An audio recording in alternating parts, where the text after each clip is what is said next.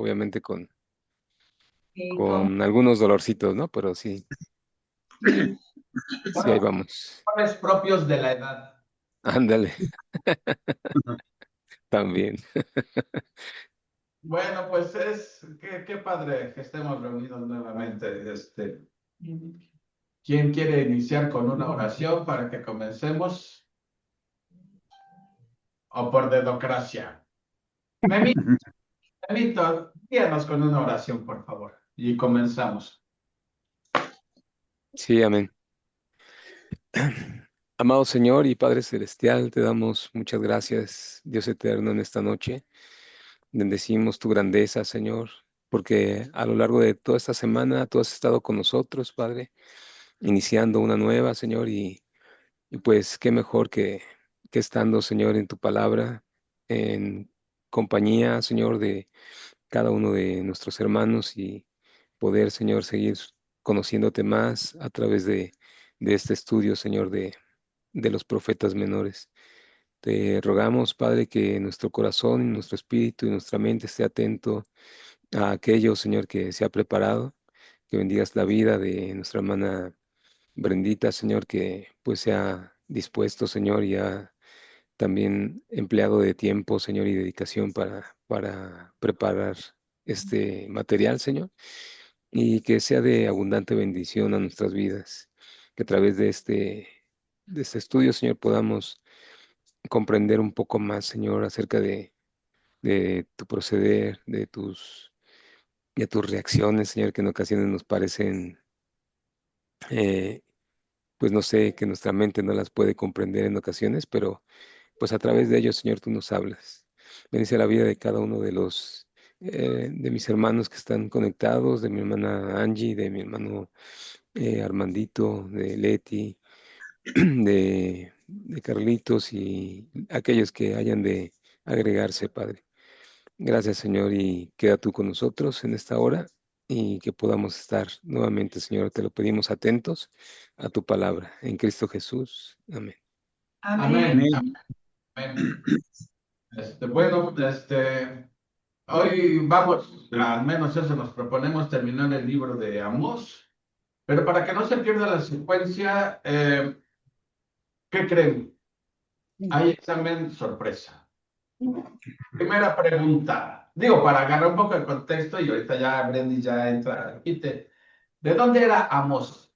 Es una Es especie, ya, ¿de dónde? Sí, pero ¿de qué pueblo? ya. Ah, de Tecoa, de un Es lugar. de que siendo él originario del reino del sur, Dios lo haya mandado a profetizar al reino del norte. ¿Y contra quién va principalmente la profecía de Amós? Digo, por si alguien les pregunta de qué tratamos, ya saben. ¿Contra quién va principalmente la profecía de Amós? ¿Contra quién? Israel. ¿Contra quién?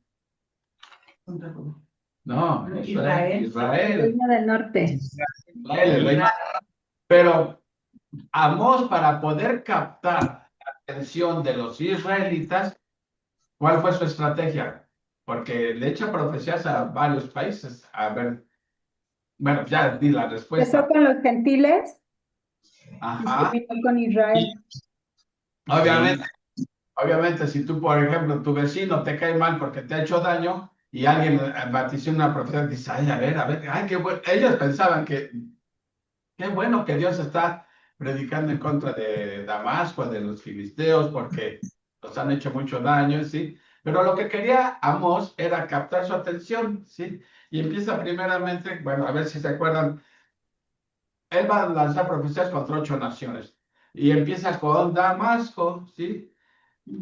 ¿Por qué con Damasco? Porque había tratado con saña a Israel, ¿sí?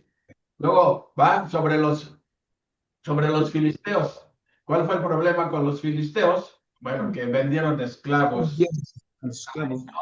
¿sí? A Edom, y pues se supone que esos esclavos eran del pueblo de Dios. Y luego se va sobre los fenicios, que los fenicios hicieron exactamente lo mismo que los filisteos, vendiendo esclavos a Edom, y que se supone que eran esclavos de, ya sea de Judá o de Israel. Y luego castiga a Edom, también castiga a Edom, no se le escapa. ¿Por qué Edom? Pues dice el dicho que tanto peca el que vende como el que compra. ¿sí? Claro. Entonces castiga a Edom por estar comprando esclavos que eran del pueblo de Israel, ¿sí? Y luego se va sobre los amonitas, que eran descendientes de Lot. ¿Y qué hicieron los amonitas? ¿Se acuerdan? Abrieron a las mujeres embarazadas.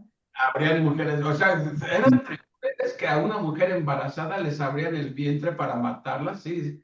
Y hablamos de cuán importante es la vida intrauterina para Dios. Que, digo, es malo el feminicidio, pero hacer eso a una mujer embarazada, pues Dios lo ve peor, ¿no? Y luego eso va sobre Moab. ¿Qué hicieron los moabitas? Pues no se nos explica cómo ni cuándo, pero por lo que nos dice Amós, desenterraron los huesos de un rey de Edom y los quemaron, ¿sí? Y ya lleva 6 naciones ahí a Amós. Y ahora sí que los de Israel estaban contentísimos porque a todos les estaba tocando su parte, ¿no? Y luego les sorprende que ahora va contra el reino del sur, contra Judá. Judá. Contra el hermanito se para y dice, bueno, pues eso, también hemos tenido problemas con ellos, pues ya también de una vez. Pero todo lo que pretendíamos era despertar la expectativa, ¿sí? Y además me acuerdo que decía, por 3 pecados los castigaré y con el cuarto no revocaré. Le está diciendo, pero nada más está mencionando un solo pecado de lo que hicieron. Pero con Judá ya menciona 2. Esos 2 pecados fue que desobedecieron la ley de Dios y la idolatría, ¿no? En la que cayeron. Y entonces, bueno, pues qué bueno, Señor, dale duro. Y después, de repente, ¡zas! Ahora va la octava nación contra el pueblo de Israel, el reino del norte. Y ahí yo creo que les saca hasta más de 4, ¿no? Les acusa de injusticia social.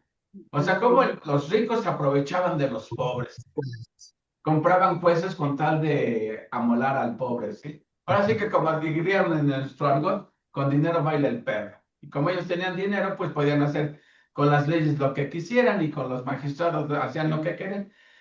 Qué bueno que hoy no pasa nada de eso, ¿verdad? Nada de eso, No, no. para nada. Luego les acusa de inmoralidad sexual. Padre e hijo compartían la misma mujer, o sea, cosas que tampoco hoy no se ven para nada, ¿sí?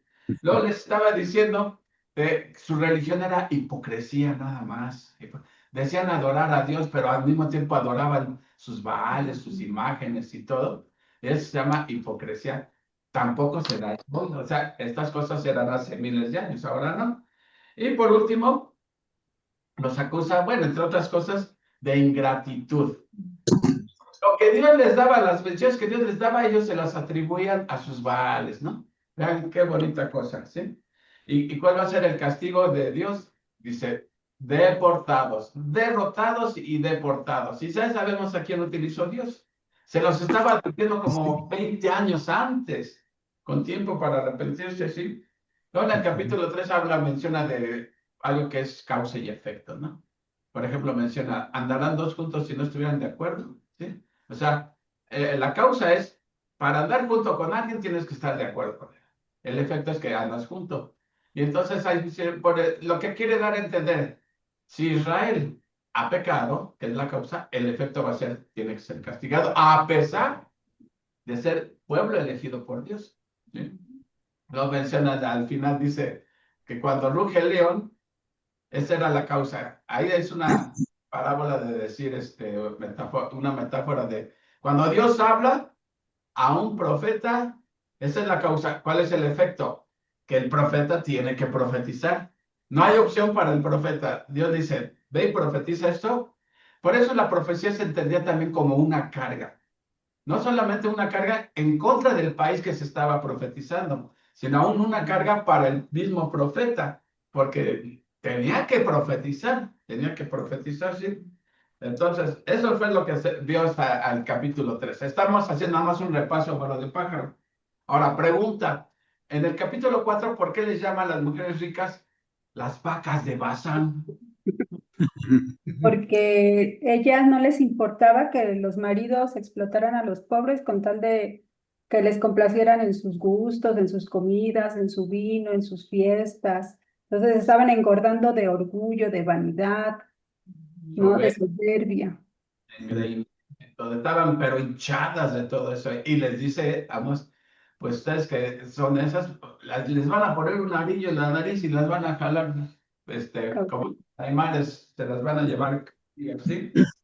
Y antes de estos juicios dice Amós que Dios ya les había mandado advertencias, ¿sí? Con el propósito de que se arrepintieran. Por ejemplo, les mandó hambre, ¿sí? Y se volvieron a Dios. No se volvieron a Dios. Les mandó sequías, que Dios hacía llover donde no necesitaba que lloviera y donde se necesitaba llover, Dios mandaba sequía. Entonces, Dios les mandó eso con el propósito de ¿qué? De que se volvieran a Él. No se volvieron a Él, ¿sí? Les mandó plagas con el mismo propósito de que el pueblo se arrepintiera y se volviera a Él. Y decía, les mandé esto, les mandé el otro, y ustedes no se volvieron a mí. Les mandó mortandad también, tampoco se volvieron a Él. Por último, dice, los traté como a Sodoma y Gomorra, y tampoco se arrepintieron. Y ahí viene eso de pueblo duro de cerviz, ¿verdad? Cuello tercos, tercos como mula bruta. Pero el profeta les dice, a ver, lo voy a decir en inglés, a ver quién lo traduce. Get ready, prepárense, prepárense para el encuentro con su Dios. Y tremenda cosa, ¿no? ¿Sí? Ahora, ¿qué es en el capítulo 5 Dios le está llamando al arrepentimiento, ¿sí? Haz lo bueno, aborrece el mal, ¿sí? Los está llamando al arrepentimiento, buscar lo bueno, aborrecer el mal, pero ni así entendían, ¿no? Ahora, en este capítulo le dice, a ver, ¿qué me contestan? Hay de aquellos que desean el día del Señor. ¿Por qué le está diciendo No, así? Señor, de lo que No, estamos diciendo, ¿no? A ver, ¿por qué? porque el día del Señor es juicio, es un juicio, también puede ser una bendición, pero para empezar el juicio con las tinieblas, con terremotos, con tsunamis, con lo peor, Decíamos este, que el día del Señor es una moneda con dos caras. Por un lado sí, son bendiciones y por otro lado son juicios. Y ellos entonces, pensaban, ya, que llegue el día del Señor para que les den la torre a todos, ¿sí? A todos los que nos molestan, darle la torre. Pero no se daban cuenta que estaban deseando algo que para ellos iba a incluir maldición. Entiendo esto, si ustedes piensan que va a ser un día de luz, no, va a ser de tinieblas, va a ser duro, ¿sí? Entonces, luego dice en el otro capítulo, hay de los reposados, hay de los reposados y de los confiados. ¿Por qué? Porque en ese entonces Israel estaba en la hamaca estaba Israel, diciendo, ¿por qué? Porque económicamente el pueblo estaba bien, sí, materialmente el pueblo estaba bien, políticamente estaba bien, entonces estaban confiados, ¿sí? Confiados en que la opulencia en la que estaban viviendo era sinónimo de la bendición de Dios, que tenían contento a Dios, por eso les iba re bien, ¿sí? Y dice Amós, hay de aquellos que están amaqueándose, confiados y reposando, todo, ¿sí? Va a haber castigo, ¿sí? Y lo dice tajantemente, los entregaré al enemigo. Ya claramente dice, los entregaré al enemigo. Y ahí termina el capítulo 6. Ahora, del 7 al 9, Dios le va a revelar 5 visiones a Amós, que son las que nos va a explicar ahorita Brendis, ¿sí? Les va a revelar 5 visiones que tienen un significado, ¿sí? Así que Brendis, te paso la estafeta, ya hizo un resumen para que agarráramos el contexto de lo que hemos estado viendo. Así que ahora sí, vámonos del 7 al 9 con las visiones que Muy Dios le bien. da a Amós. Claro que sí, muchas gracias. Estuvo excelente la explicación. Ya sí, ya estamos encarregados, ¿no? Bueno, pues aquí vamos a ver con lo que tú comentabas de la causa y el efecto. Como, ¿sí tienes mis diapositivas? Ya no. ¿No me mandaste nada? Ah, es que las que te mandé el domingo pasado son las mismas. Déjame buscarlas mientras vas Sí, explicando. no, sí, sí, ahí están, si no, no te preocupes. A ver. Vemos que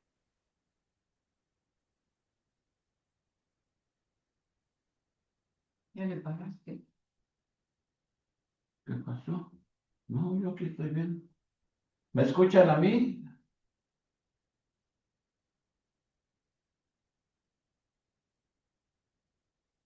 Me está mirando aquí un poquito. juicio, eran algo que tenía que hacer el pueblo y que sabían que estaban mal, pero que no les gustaba que les dijeran sus verdades, ¿no? Es como uno. Yo, a mí no me gusta, un ejemplo, a mí no me gusta que me digan las verdades y viene mi hermana y me dice, es que estás mal en eso y en esto, y yo, ¿qué te pasa? Yo estoy bien, ¿no? Así era el pueblo de Dios, ellos pensaban que estaban bien, ellos pensaban que tenían, la verdad en sus manos porque eran el pueblo elegido, pero realmente no era así. Vemos que eran hipócritas, como decía Juan Carlos, porque no hacían la voluntad del Señor, sino hacían su propia voluntad. Y bueno, por eso es que Dios les mandaba estas profecías, porque eran un pueblo desobediente, no obedecían lo que Dios les había mandado desde Moisés, cuando les dio las leyes. Hagan en cuenta que era un acto de matrimonio. Dios les leyó la ley y ellos dijeron, sí, acepto, Señor, acepto lo que tú me estás mandando. Cuando a la hora de la verdad, de hacerlo, de aplicarlo a nuestras vidas, de aplicarlo a ellos, la ley, no la aplicaban, ¿no? Entonces, bueno, pues esta es una historia que viene desde Abraham, desde Noé, realmente el humano siempre ha sido así, siempre ha sido, no quiere obedecer la voluntad del Señor, queremos hacer lo que se nos plazca, pensando que estamos obedeciendo al Señor, pero realmente no es eso. Por eso es que Dios nos manda disciplina, porque si no, ¿cómo vamos a saber que estamos mal? ¿No? Y bueno, pues aquí realmente vamos a ver las visiones, las 5 visiones, como dice Juan Carlos, del 7 al 9 son las 5 visiones que Dios le da a Amos para que le diga a Israel. Amos estaba entre Dios y entre la gente. ¿Por qué? Porque tenía que obedecer la palabra de Dios, pero le dolía lo que le estaba pasando a su gente, ¿no? Sin embargo, aún así, pues tuvo que, tiene que obedecer la palabra de Dios. No le quedaba de otra. La causa y el efecto, como dice Juan Carlos. Entonces vamos a leer los versículos del capítulo 7, del 1 al 3, ¿vale? Dice la palabra de Dios. Capítulo 7, versículo 1. Así me ha mostrado Jehová el Señor. He aquí, él criaba langostas cuando comenzaba a crecer el heno tardío. Y he aquí, era el heno tardío después de las siegas del rey. Y aconteció que cuando acabó de comer la hierba de la tierra, yo dije, Señor Jehová, perdona ahora. ¿Quién levantará a Jacob? Porque es pequeño. ¿Se arrepintió Jehová de esto? ¿Se arrepintió Jehová de esto? No será, dijo Jehová. Bueno, pues aquí estamos viendo la visión de las langostas. El heno tardío podría traducirse al cultivo, a la cosecha, a lo que recibían de cuando sembraban, pues lo que se recibía. Eso es lo del el heno tardío, ¿no? Aquí dice que después de las siegas del rey, lo que ya habían cosechado ya era para el rey. Acuérdense que con Salomón tenía 12 gobernadores, Salomón, y cada gobernador cada mes le daba la cosecha, le daba lo que se había cosechado, lo que se había sembrado, el fruto. El primer fruto se lo daban a Salomón, como en la época de Moisés, ¿no? De los sacrificios. Las primicias eran para Jehová. Entonces aquí eran para el rey. Y lo que seguía ya era para el pueblo. Pero eso que seguía era el juicio que había mandado las langostas, que había mandado para el pueblo, para la nación. Entonces, pues Amos ora por el pueblo y le dice, Señor, si este pueblo siendo tan pequeño, tú lo destruyes, ¿qué va a hacer? Por favor, desiste. Pero era realmente, no porque Dios dijera, ay, pues tienes razón, Amos, me estoy pasando. No, realmente era porque oraba por su pueblo, porque había este amor por su pueblo. Él era muy patriota porque amaba a su pueblo, amaba a su Dios, amaba a su gente. Entonces él oraba por su pueblo y Dios escuchaba las oraciones de Amos. Y fue que decía, está bien, no va a suceder esto, ¿no? eh, vemos que Dios desistía, ¿vale? Versículo 4 dice, Jehová el Señor me mostró así. He aquí Jehová el Señor llamaba para juzgar con fuego, y consumió un gran abismo y consumió una parte de la tierra. Y dije, Señor Jehová, cesa ahora. ¿Quién levantará a Jacob? Porque es pequeño. Se arrepintió Jehová de esto. No será esto tampoco, dijo Jehová el Señor. Vemos que aquí también Amos, ora por su pueblo, ora por este juicio que Dios les va a mandar. Realmente, la visión de fuego era una sequía, porque se iban a consumir las aguas, ese fuego vendría directamente de las aguas de la profundidad, acabaría con el agua y habría una sequía terrible, ¿no? Entonces, realmente este juicio habla sobre esta sequía, ¿no? Un fuego devorador que consume las grandes profundidades y una parte de la tierra, porque si no había agua, pues ¿cómo iban a regar? Si no había lluvia, ¿cómo iba a florecer esta tierra o estos árboles o las cosechas, ¿no? Yo lo escuché. Vemos que nuevamente suplicamos por este juicio contra su pueblo y le dice, por favor, no lo hagas. Y Dios dice, está bien, por tu oración no lo voy a hacer, porque tú estás intercediendo por este pueblo, ¿no? Versículo 7. 7. Me enseñó así. He aquí el Señor estaba sobre un muro hecho a plomo, y en su mano una plomada de albañil. Jehová entonces me dijo, ¿qué ves, Amos? Y dijo, una plomada de albañil. Y el Señor dijo, he aquí, yo pongo plomada de albañil en medio de mi pueblo Israel. No lo toleraré más. Los lugares altos de Isaac serán destruidos y los santuarios de Israel serán asolados. Y me levantaré con espada sobre la casa de Jeroboam. ¿Qué notan aquí que falta? Aquí falta la oración de Amos. Ajá, que recuerden que en las otras dos le dijo a Jehová, no lo hagas, Señor, porque es pequeño. Y en esta ocasión, Amos ya no hace ninguna oración por Israel. ¿Ustedes por qué creen que no lo haga? O sea, ¿por qué Amos no dijo nuevamente que oraba por Pues Israel para porque que es justo contra Israel, porque realmente estaba hablando de la idolatría. Todos los templos que menciona aquí y los lugares altos eran precisamente los lugares donde ellos adoraban a otros dioses, Claro, supuestamente también con Jehová, y eso era lo que aborrecía el Señor. Ahí ya no pudo, ya no tuvo otro remedio, que ya no suplicó, porque estaba viendo que era justicia, o sea, era justo el Señor. claro, porque el Señor nos tiene mucha paciencia, pero llega el Sí. momento en que nos tiene que disciplinar, ¿no? Por nuestro propio bien. Además, Entonces, mira, permiten perdón. tantito. Sí, sí, sí, adelante. En el versículo 2 dice, Señor Jehová, perdona ahora. ¿Quién levantará a Jacob porque es pequeño? Amós está pidiendo que los perdone, pero realmente Dios los perdonó. Dios nada más, chequen la respuesta.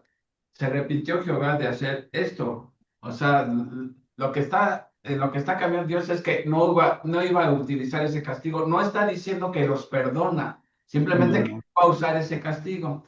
En la segunda visión que tiene, él ya no pide perdona, ahora dice cesa ahora, ¿sí? eso. Creo que va de hacer eso, ¿sí?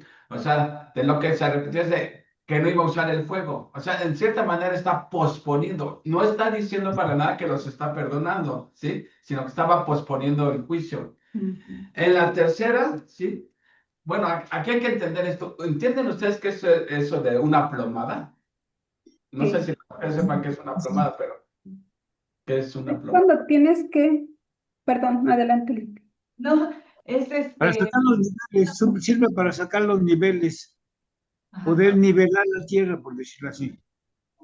Sí, iba a decir yo que es un metalito así que tiene un hilito. Sí, Entonces con es eso de mide plomo para que precisamente, esté derecha una pared, ¿no? Ujú. es de plomo precisamente, porque le llaman plomada. Como Es lo últimamente que yo dice. albañiles aquí, Leti ahí vio lo de la pluma. Hagan de cuenta que la plomada es esta pluma, así ahí, imagínense. Tiene un hilo aquí y trae como un barrilito que es el mismo, el mismo diámetro que esto, ¿sí? Entonces, esto se pone en la pared y debe de quedar el barrilito exactamente alineado con este. Total, si está el muro chueco, el barrilito queda o muy cargado, recargándose, o separado. Eso indica que el muro está chueco. Entonces, lo que hizo Dios, dice, le puse plomada a Israel y está chueco, está chueco. Entonces, voy a destruir sus santuarios, pero como dijo Armandito, también había una razón por qué los santuarios, porque era puro santuario idólatra. Ok, Exacto. adelante. Sí, exacto. Entonces, bueno, aquí los comentaristas dicen que antes no existía la palabra albañil, entonces que podría ser estaño, que es lo mismo, ¿no? Pero como no hay una traducción literal, pues aplican este término de albañil. Pero sí, realmente era ver cómo estaba su pueblo y como Amos dijo, pues es que efectivamente mi pueblo o Israel está chueco, no hay aquí justicia, no hay aquí derecho. Entonces, ¿cómo puedo abogar por ellos para que no los destruya? Muy Por bien. eso es que digo, Señor, adelante, ¿no? O sea, yo ya no puedo orar por algo que ya está hecho, ¿no? Pero bueno, para Dios no es imposible. También los comentaristas dicen, para Dios no hay imposibles, Él puede enderezar lo chueco, pero bueno, en este caso Dios mandó disciplina a su pueblo.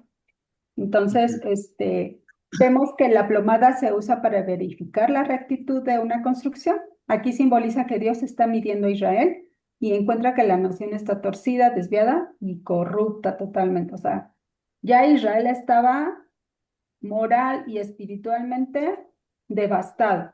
Económicamente estaban bien, entre comillas, porque nada más los ricos, los pobres padecían, pero espiritual y moralmente estaban muy mal, ¿no? Estaban muy corruptos. Y como los que le comentaba, a diferencia de las visiones anteriores, no hay intercesión por parte de Amos, porque ya él había visto cómo estaba el pueblo. Ya era el juicio inminente e irreversible, ¿no?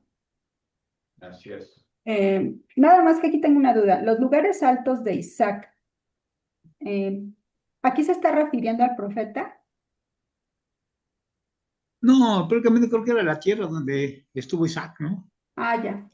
Ok, donde Y él radicaba, ¿no? me- yo llegué a leer que el templo se refería a Betel, donde el rey era el que hacía pues, las ceremonias, pero que no eran realmente O sea, para Isaac Jehová. es el hijo de Abraham y, Exacto, hijo de y a Abraham. él se están refiriendo en ese territorio, ¿no? Todo Israel, es prácticamente se refiere a todo Israel. Ok, bueno, pues estos hijos de Isaac serán asolados y los santuarios de Israel serán destruidos. Dios se levanta contra la casa de Jeroboam con espada. Bueno, antes esto que decían de los santuarios, vemos que en los santuarios estaban edificados para Jehová, pero ¿qué hacían en los santuarios? Adoraban a los Baales, adoraban Ujú. ídolos falsos.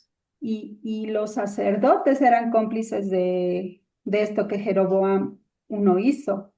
¿Por qué les convenía seguir lo que Jeroboam uno hizo? Pues porque ganaban dinero, porque económicamente ellos vivían como el Papa ahorita, digamos, ¿no? El Papa Sí, vive, pues muy bien, la verdad, viste muy bien, trae anillos de oro. Así eran los sacerdotes de ese tiempo, ¿no? De Jeroboam. Entonces, obviamente dice, pues voy a destruir estos santuarios. Se refiere a estos además eran santuarios que sacerdotes estaban desde falsos, Dan hasta Betel, perdón, que además eran sacerdotes falsos porque no eran eran sacerdotes. realmente levitas. No eran de la tribu de Leví. Acuérdense que este, todos los levitas, no todos los levitas eran sacerdotes, ¿no? Pero todos los levitas eran los que servían al templo. Y como aquí se dividió el reino, Jeroboam hizo lo que quiso, propuso sacerdotes de cualquier tribu, incluso hasta él mismo hacía sacrificios, ¿no? Nada más recordar Entonces, una cosa que Jeroboam el que se reveló al principio era Jeroboam primero y este No. es Jeroboam segundo. Era la misma dinastía. El que estableció esos sacerdotes falsos fue Jeroboam primero, sacerdotes, profetas, pues todos eran chinos, o sea, nada más eran imitación. Exacto. Y siguieron con esta tradición, ¿no? Siguieron con esto porque les convenía. Claro. Realmente ellos vivían muy bien. Entonces, por eso es que los comentaristas dicen, ojo, no se refiere al templo de Jerusalén, estamos hablando de los santuarios de Israel, de los que ellos construyeron, de los becerros de oro desde Dan hasta Betel. Entonces, abusados con eso, no nos vayamos a confundir. La paciencia de Dios, pues ya se había agotado, ya realmente estaba en un punto donde Dios dijo, hasta aquí llegaste, o sea, ya estás muy mal y por amor a ti voy a tener que ponerte esta disciplina, porque realmente las disciplinas que Dios nos pone es para que nosotros, por amor a nosotros, para que aprendamos y para que no sigamos en el camino equivocado, para que obedezcamos la palabra de Dios, para que escuchemos su voz a través de su palabra, ¿no? Sabemos que los israelitas a ellos no les importaba, eran hipócritas, como dice Juan Carlos, porque ya no les importaba la palabra de Dios. Ya lo que ellos querían era nada más estar ganando, ¿no? Igual que los mercaderes judíos de Israel, los sacerdotes y los reyes eran igual que un mercader cualquiera, porque solamente les importaba su propio beneficio, transear a la gente y vivir ellos bien, ¿no? Ahora, recuerden una cosa, cuando vimos a Oseas también está predicando en contra del reino del norte y una de las cosas que decía Oseas es que a los sacerdotes les convenía que estuvieran peque y peque y peque porque tenían que traer sacrificios al templo y sí, y entre más animales hayan, pues más comida había para ellos, etcétera. Entonces, era una mafia, era la mafia del poder. Un círculo vicioso. Literal. Ok. Es raro. No te escuché eso. ¿En dónde nos quedamos? Ya me perdí. Ah, vamos en el 10, ¿va? Y En el ustedes, 10. Bueno, ya nada más, por último, el 9 dice, sí, ¿verdad? ¿El 9? ¿Estamos bien? el 9 es los En lugares. lugares. Acontecerá en aquel día, ay, ya me perdí, uy, siempre me pierdo, ¿va? Aquí ya está. Los lugares altos de Isaac serán destruidos y los santuarios de Israel serán asolados, y me levantaré con espada sobre la casa de Jeroboam. Aquí está diciendo que se levantará con espada a la casa de Jeroboam, no está diciendo que a Jeroboam directamente, a Jeroboam II. Está diciendo a la casa, o sea, su dinastía, su descendencia, ¿no? Porque ahorita vamos a ver cómo Amasías es bien mentiroso y va y le dice al rey que quiere matar, se va a morir el rey. Pero no, porque ya cuando pasa el cautiverio de los asirios contra Israel, ya Jeroboam II ya no existe, ya está su hijo Zacarías. Entonces, por eso es que también hay que aclarar que se refiere a la casa, a la dinastía, Y luego la de Jehú, fue la que duró mucho tiempo en el poder, la de Jehú, ¿no? Que pertenecía a Jeroboam, era la que duró más tiempo como rey, como dinastía, son los que duraron más. Entonces, es una aclaración. Versículo 10. Dice, entonces el sacerdote Masías de Betel, fíjense, el sacerdote Masías era de Betel, donde estaba la capilla del rey. Entonces él era como que el sacerdote especial para el rey, ¿no? Por eso es que lo mandó a él. Dice, entonces el sacerdote Masías de Betel envió a decir a Jeroboam, rey de Israel, Amós se ha levantado contra ti en medio de la casa de Israel. La tierra no puede sufrir todas tus palabras, porque así ha dicho Amós, Jeroboam morirá a espada. Y así dijo Amós que Jeroboam morirá a espada. Dijo, Jeroboam, la casa de Jeroboam, e Israel será llevado a su tierra en cautiverio. Y Amasías dijo a Amós, ay, ¿dónde me quedé? Ah, sí. Entonces, Hasta ahí, perdón.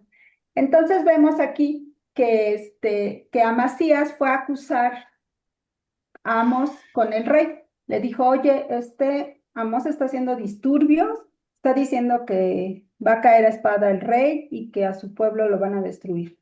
Entonces, realmente aquí la traducción correcta sería, bueno, de los comentaristas dicen que la traducción correcta sería conspiración, que Amasías le está diciendo al rey que está conspirando contra él Amós. Pero realmente Amós no estaba conspirando porque él no iba a hacer la revuelta. Él estaba profetizando, estaba diciendo las verdades de que Dios le había mandado. No estaba inventando cosas o no se estaba levantando como los rebeldes contra el rey. Simplemente estaba diciendo verdades, ¿no? Verdades al pueblo, y obviamente esto llegó a oídos de los más altos rangos.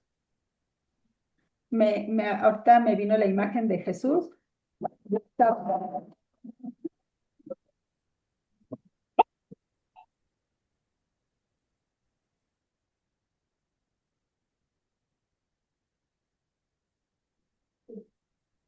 Mucho pausa. Perdón, pero estos niños son bien escandalosos. Entonces, ya me perdí. Amos, sí, le estaba diciendo que, pues que estaba conspirando contra él, pero realmente no era porque Amos lo hiciera, por rebeldía, ¿no? O por anarquía, sino simplemente porque estaba obedeciendo la palabra del Señor. Estaba él cumpliendo con lo que el Señor le estaba diciendo. Entonces, vemos que a Amasías, pues le puso de su cosecha, ¿no? Le dice que es un sedicioso por sus profecías de destrucción y cautiverio. Amasías le dice a Amos que se vaya de Judá, que se regrese, que se vaya a Judá, perdón, que se regrese a su pueblo y que no esté profetizando cosas malas ahí. Ellos están súper bien, ¿no? O sea, ellos, como dice Japo, estaban en la hamaca, estaban bien a gusto. Entonces, pues el llegar y decirles estas cosas, pues ellos no iban a estar. O sea, ellos estaban enojados, ¿no? ¿Y por qué no Hace rato quería que dijiste, conspirara? ¿Perdón? al principio dijiste que a nadie le gusta decirle, que le digan sus verdades, y aquí le están diciendo sus verdades a Israel, y eso fue lo que les dolió, no les Es, gustó. por Eso, eso es que, perdón. eso pasa actualmente. Cuando a un gobernante le dicen sus verdades, tampoco le gusta y busca deshacerse del que lo está acusando, ¿sí? Porque no les gusta escuchar eso. Nada más, ahorita ya que tomé la palabra. Sí, Japo. Amasías era el sacerdote de Betel. ¿Recuerdan qué significa la palabra Betel? La Uy, Casa, santuario, casa casa de... Betel, casa de Dios. Pero recuerden que así. cuando a Oseas se refería a Betel como sarcásticamente como Betabel, porque había tanta idolatría ahí, tanto pecado, que Betabel significa casa de iniquidad. Entonces, en lugar de Oseas lo decía sarcásticamente, vayan a Betabel, pero se refería a Betel. Sí, es cierto. Esa era la casa de Dios, eso ya era casa de iniquidad, ¿sí? Y Amasías le está diciendo, ¿sabes qué? Le está diciendo a Amós, vete a enchinchar a otro lado, ¿sí? Y come tu pan allá, porque comer el pan quiere decir gana dinero allá, porque los profetas ganaban dinero, porque eso era lo que les interesaba, ¿sí? Vete, no vengas aquí a enchinchar, vete a Judá y allá gánate tu pan y profetiza contra ellos, ¿sí? Que buena falta les hace, ¿no? Y vas a ver qué le va a contestar. Ahorita vamos a ver. Pero Betabel, me imaginé el Betabel rojo, pero no es Abel, ¿no? No, Bet, pero no, separado, Abel. ¿Sí? no, pero no es Betabel, es, Bet, es Bet ¿Ves? Aben. Aben. Abel. Pero te digo, Betabel, me imaginé el Betabel rojo. A ti que te gusta mucho el Betabel, Japo. Me encanta el Bet. No. Entonces, realmente este Amasías pues le prohibía a Amos, porque recuerden que Betel era el santuario del rey, era su casilla personal. Ahí estaba él, o sea, él iba directamente ahí a ese santuario y ahí estaba Amasías, le servía de manera personal y directa. Entonces a Amasías no le convenía que destruyeran los santuarios porque él ganaba de eso, él vivía de eso. Y Claro. los profetas no ganaban dinero. Ellos, pues, me estaba acordando de Jesús cuando él estaba predicando, cuando estaba sanando a la gente, cómo llegaban los fariseos, ¿no? Las autoridades altas, espiritualmente, y llegaban a decirle, oye, ¿qué haces aquí? Vete, ¿no? No me estés aquí viniendo a hacer estos revoltijos, porque entonces le vamos a decir al rey que venga por ti y ya y que te destruya, porque tú aquí estás haciendo revueltas. Y aquí solamente servimos al rey, ¿no? O sea, eran hipócritas también. Entonces vemos que no cambió mucho de Amós, del tiempo de Amós al tiempo de Jesús. Y en la actualidad, como comentábamos hace rato. Entonces vamos a ver la respuesta de Amós. Versículo 7, versículo 14. Dice, entonces respondió Amós y dijo a Amasías, no soy profeta, ni soy hijo de profeta, sino que soy boyero y recojo higos silvestres.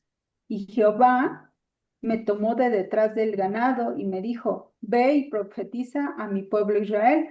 Entonces aquí la respuesta de Amós le está diciendo, ¿sabes qué? O sea, yo tengo un oficio y en ese oficio me va bien porque tengo boyero, quiere decir que pues cuida ganado, ¿no? Cuida becerros, cuida vacas. Y él aparte era recolector de higos. Entonces él no tenía la necesidad de ser profeta para ganar dinero, sino realmente era profeta porque Dios lo mandó, habló y le dijo, Amós, ve a mi pueblo Israel y profetiza. Entonces, realmente, contundentemente y humilde, Amós le contestó, ¿no? También decía que no venía de una escuela, como muchos profetas se dedicaban a eso, ¿no? O sea, estudiaban, o sus papás eran, Había una escuela de profetas. profetas. Sí. ¿Mande?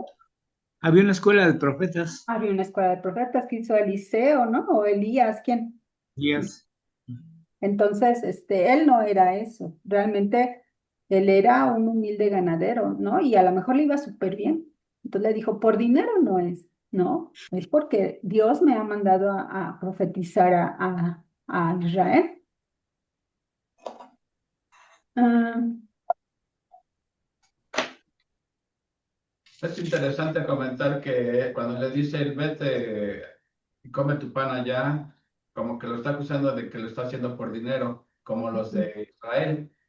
Pero cuando él dice yo soy boyero, que boyero viene de la palabra buey, que era ayuntar bueyes para arar y recolector de higos, que si yo tengo mi trabajo allá en Judá, que me deja más dinero que esto, porque a un verdadero profeta no se le pagaba por ser un verdadero profeta, ellos no recibían nada.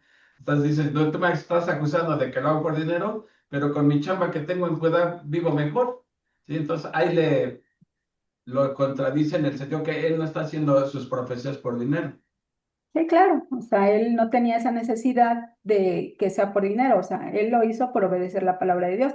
Y lo que les iba a comentar, que esta confrontación que tiene este Amós con Amasías se relaciona mucho con la tercera visión, ¿sí? La de la plomada, porque al responder el profeta Amasías con esta reacción del mensaje de visión, que se enojó y que le dijo, no, estés aquí profetizando, pues aquí demuestra el efecto que Israel tenía, o sea, ya no vio, con esta respuesta que el profeta Amasías dio, vio que el pueblo no era recto, ¿no? O sea, se confirmó la plomada de albañil de que el pueblo no estaba bien. Con este sacerdote, ¿para qué quieres enemigos, no? Realmente aquí se confirmó que ya no podías, ya Amós no podía orar por este pueblo que estaba chueco, que era corrupto, ¿no? Vemos que Amasías la acusó delante del rey de conspirar, lo que les decía hace rato. Entonces, vemos que los sacerdotes, que él era el representante de los sacerdotes y del rey, eh, espiritualmente pues estaban mal, ya era muy corrupto esta situación. Y vamos a ver qué es lo que Amós le profetiza a este sacerdote corrupto. Versículo 14. No, perdón, 15, me tomó de 16. Dice, ahora pues, oye palabra de Jehová. Tú dices, no profetices contra Israel, ni hables contra la casa de Isaac. Por tanto, así ha dicho Jehová. Tu mujer será ramera en medio de la ciudad, y tus hijos y tus hijas caerán a espada, y tu tierra será repartida por suertes, y tú morirás en tierra inmunda, e Israel será llevado cautivo lejos de su tierra. Entonces aquí estamos viendo el juicio específico, ¿no? Contra Masías. Esto iba directamente contra Masías, que su esposa iba a ser ramera, que sus hijos iban a caer a espada, que él iba a ser llevado cautivo a una tierra lejana y que ahí moriría lejos de su tierra, y aparte de su pueblo, también iba a ser cautivo, ¿no? Vemos que pues esta situación era, pues imagínate que alguien llegue y te diga todas esas cosas, y más siendo una autoridad corrupta, pues le cayó terriblemente, pero realmente esta profecía se cumplió cuando llegaron los asirios. Se llevaron usaron a las mujeres, se las llevaron a las vacas de Bazán, les ponían aquí a las ricas, les ponían aquí el anillo, se las llevaron caminando hasta más allá de Damasco, hasta no sé dónde, hasta aquí. Este,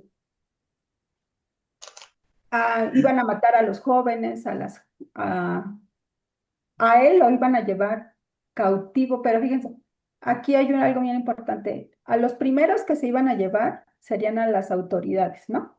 Al Sí. rey y a los sacerdotes. Ellos iban a ir por delante de todo el pueblo. Entonces, fue un juicio muy duro que le dio Amos a Masías, ¿no? Vemos que se los iban a llevar cautivos y se cumplió cuando llegó a Siria y los conquistó, que fue eso más o menos en el 722 que pasaron estas cosas. Vemos que Amós nos muestra la tensión entre la misericordia divina y la justicia inquebrantable. Frente a la obstinación de Israel, las primeras dos visiones revelan la disposición de Dios a perdonar. Como les decía, Amós oró por ellos, ¿no? Para que al menos esperara, como dice Juan Carlos, que se cumplieran estas visiones, estos juicios. Pero la tercera, que era la plomada de albañil o la plomada, sería señal del juicio que ya era inminente, ya era inevitable, ya no podía, aunque oraran por Israel, ya Dios había determinado este juicio, ¿no? Versículos, Capítulo 8. capítulo 8. Ya, vamos rápido ahora. Es que ahora me propuse ir rápido, ¿eh? Versículo 8. Aquí vamos a ver la cuarta visión de Amós. Esta visión está muy gráfica porque habla sobre cómo las frutas se maduran y ya están listas para comerse. Así iba a ser Israel comido por los asirios, ¿no? Iba a llegar el juicio porque ellos ya estaban preparados, ya era una fruta madura preparada para el juicio. Dice versículo 1. Así me ha mostrado Jehová el Señor. He aquí un canastillo de fruta de verano. Y dijo, ¿qué ves, Amós? Y respondió, un canastillo de fruta de verano. Y me dijo Jehová, ha venido el fin sobre mi pueblo, Israel. No lo toleraré más. Y los cantores del templo gemirán en aquel día, dice Jehová, el Señor.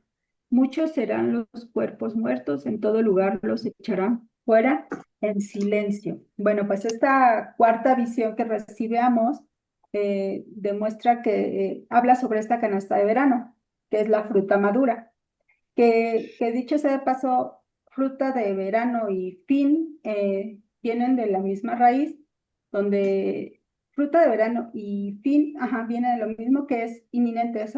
Ya es la decisión de Jehová, que están listos para el juicio, ¿no? Dice, el fin ha llegado para mi pueblo Israel y ya no los voy a perdonar más. Entonces esto ya era determinante. La fruta de verano es la que está lista para ser cosechada y por lo tanto lista para perecer, perece rápidamente si no se consume. Entonces se tiene que consumir. Simboliza que el tiempo de la paciencia de Dios ha terminado para Israel. La nación está madura para este juicio y su destrucción es inminente. ¿Vale? Versículo 4. 4. Dice, oíd esto, los que explotáis a los menesterosos y arruináis a los pobres de la tierra, diciendo, ¿cuándo pasará el mes y venderemos el trigo y la semana y abriremos los graneros del pan y achicaremos la medida y subiremos el precio y falsearemos con engaño la balanza para comprar los pobres por dinero y los necesitados por un par de zapatos y venderemos los desechos de trigo? Bueno, pues aquí Amós va a denunciar la injusticia social y la opresión que tienen contra el pueblo. ¿Por qué? ¿Qué creen que es? Los mercaderes judíos se aprovechaban de los pobres, o sea, les vendían de menos y les cobraban más. Les vendían, no sé, algo que no era tan puro, no era original, ¿no? O sea, en lugar de grano les vendían los desechos del grano. Abusaban de ellos, incluso decían, pues si estos judíos vienen a pagar y no tienen dinero, pues los vamos a usar como esclavos. O bien hasta los zapatos les quitaban, ¿no? Literalmente. Decía el comentarista que si no podían pagar los zapatos, los llevaban a la cárcel. A ese grado llegaban O los esclavizaban, ¿no? los esclavizaban. Y Ajá, entonces aquí, se vanagloriaban de ser comerciantes tranzas. tranzas, pues como Sí. lo que vemos ahora, ¿no? Realmente Hoy en día, hoy en día vemos lo mismo, nada más que ya más digitalizado, más avanzado, ¿no? O sea, van avanzando, pero para lo malo. Vemos que estos comerciantes y mercaderes eran codiciosos y que anhelaban las fiestas religiosas que eran sagradas y que la gente iba para celebrar lo que Jehová había hecho por ellos. Ellos las utilizaban para aprovecharse de la gente, ¿no? Y los días de reposo y en las lunas nuevas. Entonces vimos fraude en el comercio, que achicaban la medida, aumentar el peso y falsificaban las balanzas. Explotación de los pobres. Compraban a los pobres por dinero y a los necesitados por un par de sandalias. Es decir, están dispuestos a vender a la gente por el precio más bajo por algo insignificante. Y la venta de desperdicios, incluso llegan a vender los desechos del trigo, lo que indica una completa falta de ética y respeto por la dignidad humana. O sea, vemos aquí que eran aprovechados, ¿no? Era muy duro, como les comento, lo que vemos en la actualidad. No hemos cambiado mucho. Versículo 7. O sí, pero para empeorar. Dice, Jehová juró por la gloria de Jacob. No me olvidaré jamás de todas sus obras. No se estremecerá la tierra sobre esto. No llorará todo habitante de ella. Subirá toda como un río y crecerá y mermará como el río de Egipto.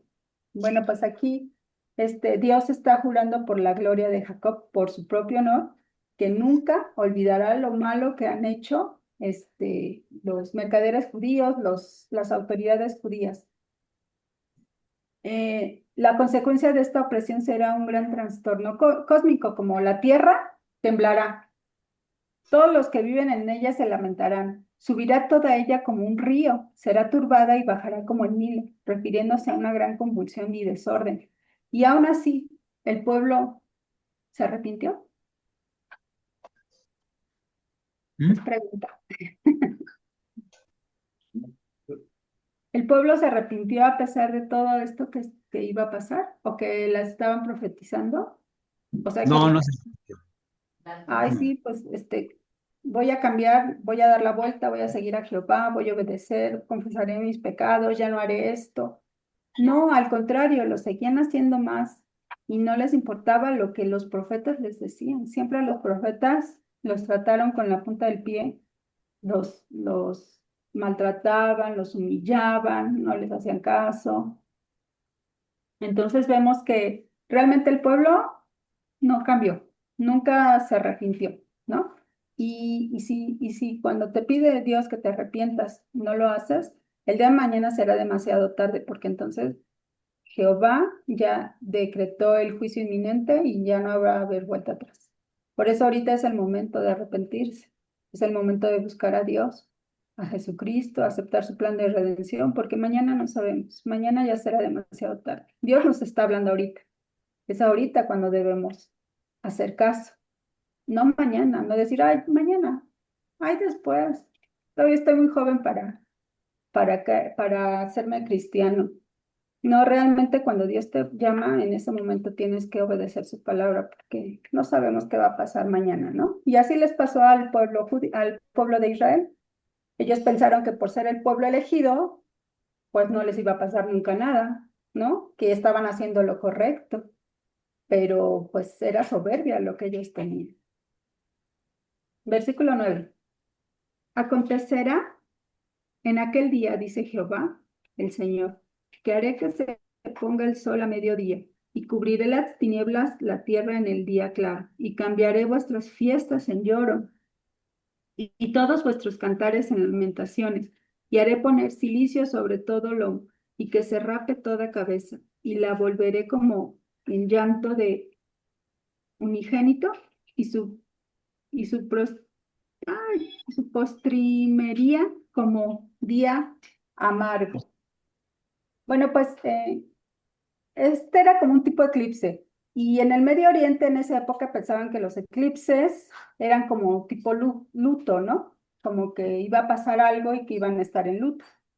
Entonces, esto fue como un eclipse que Dios iba a mandar porque sí, efectivamente iban a estar en luto al ver todas estas muertes de estas personas.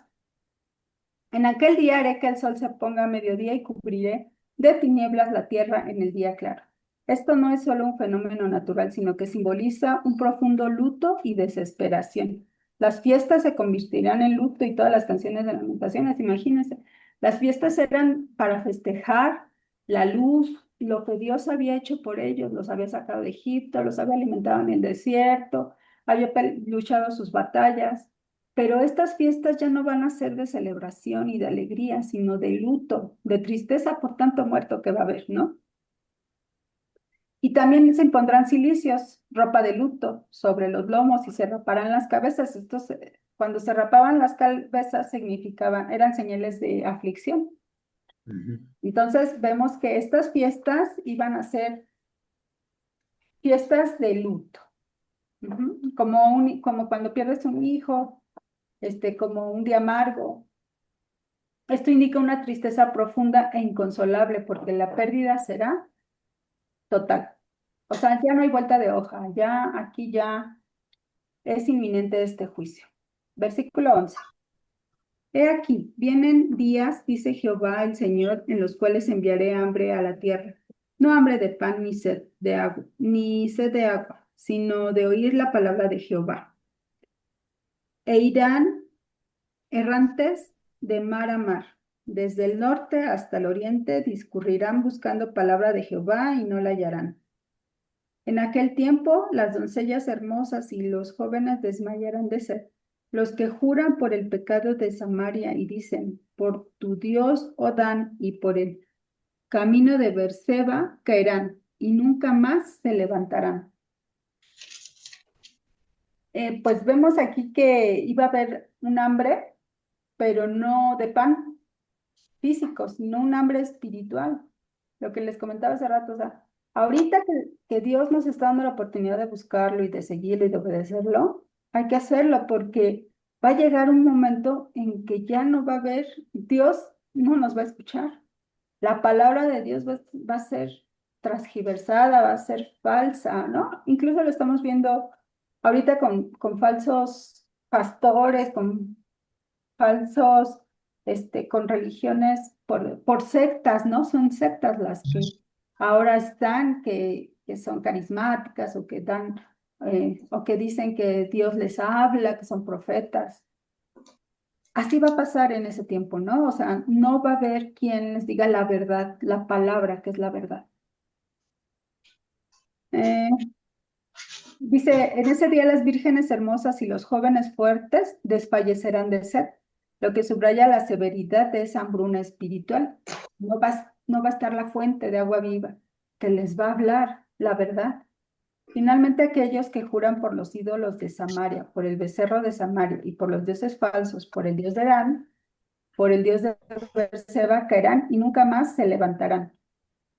Vemos aquí que cuando son cautivos, son dispersos, no como Babilonia, ¿no? Que Babilonia los llevó cautivos ahí a su país, a su nación, pero no se movieron de ahí, les permitían tener sus comercios, les permitían tener sus sinagogas, adorar a su Dios, aunque también les decían que adoraran otros dioses, pero eran libres, eran cautivos, pero con cierta libertad.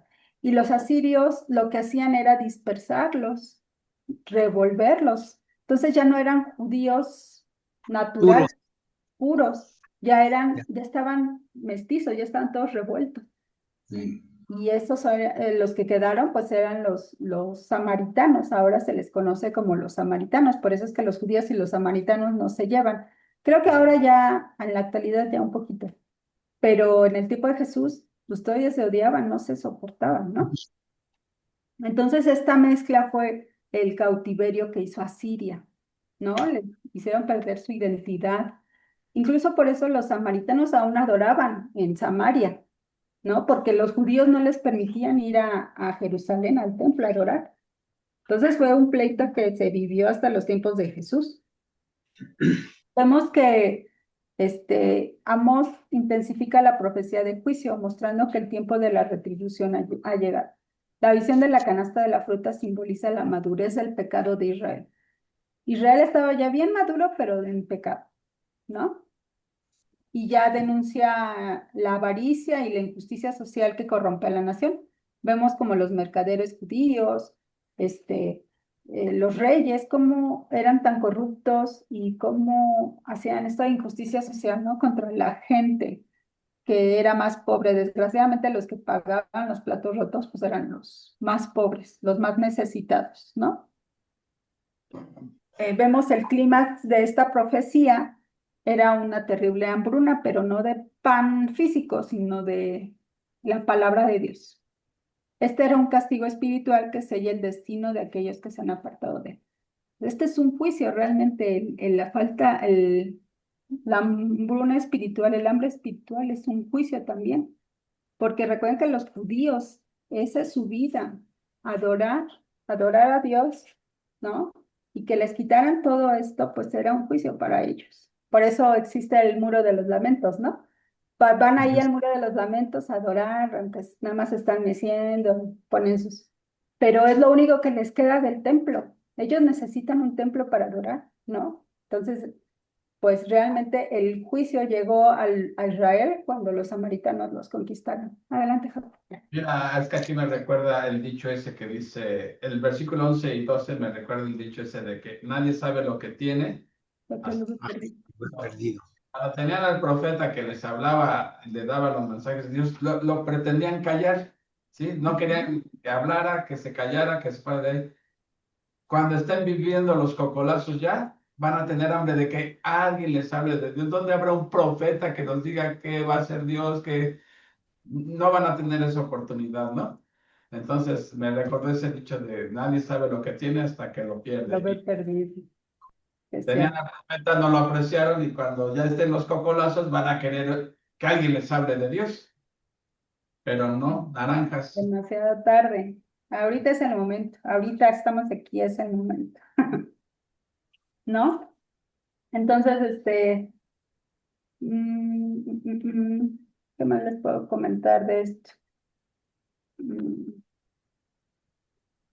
Pues ya, realmente vemos que aquí Amós está denunciando esta injusticia social y esta falta de apetito de la verdad, y cuando necesiten comer, no van a tener. Entonces, vemos que Amós está mandando este juicio que era muy triste para los judíos y que yo creo que para cualquier persona que busque a Dios, ¿no? Capítulo 9. Quinta visión. Es la quinta visión ya. Esta ya es la quinta visión. Esta es la quinta visión y última, ¿no? Versículo 1 dice, Vi al Señor que estaba sobre el altar y dijo, derriba el capitel y estremezcanse las puertas y haz los pedazos sobre la cabeza de todos. Y al postrero de ellos mataré a espada. No habrá de ellos quien huya ni quien escape. Aunque cavasen hasta el Seol, de allá los tomaré en mi mano, y aunque subieran hasta el cielo, de allá los haré descender. Si se escondieren en la cumbre del Carmelo, allí los buscaré y los tomaré.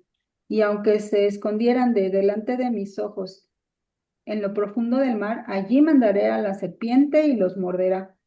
Y si fueren en cautiverio delante de sus enemigos, allí mandaré la espada y los matará. Y pondré sobre ellos mis ojos para mal y no para bien.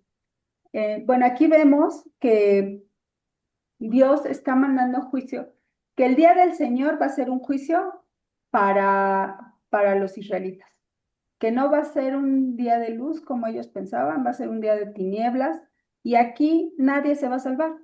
O sea, todos los pecadores, los que no se arrepintieron, no se van a salvar, aunque se vayan al Seol, que es el infierno, aunque se vayan al cielo, aunque se vayan a la montaña más alta, aunque se los lleven cautivos otras naciones, no se van a salvar del juicio. Dios los perseguirá para destruirlos. A estos que no se arrepienten, a estos que no quieren hacer caso de la palabra del Señor ni de sus profetas, ¿no? Dios declara que no hay lugar donde los pecadores puedan escapar de su juicio, ni donde están los muertos, ni en el cielo, ni en el monte Carmelo, eh, ni abajo, ni en lo profundo del mar, ni aunque estén cautivos. La presencia omnipresente de Dios garantiza que no habrá refugio ni escape para aquellos que él ha decidido juzgar. Aquí vemos un atributo de Dios que es su omnipresencia. O sea, no puedes esconderte de Dios.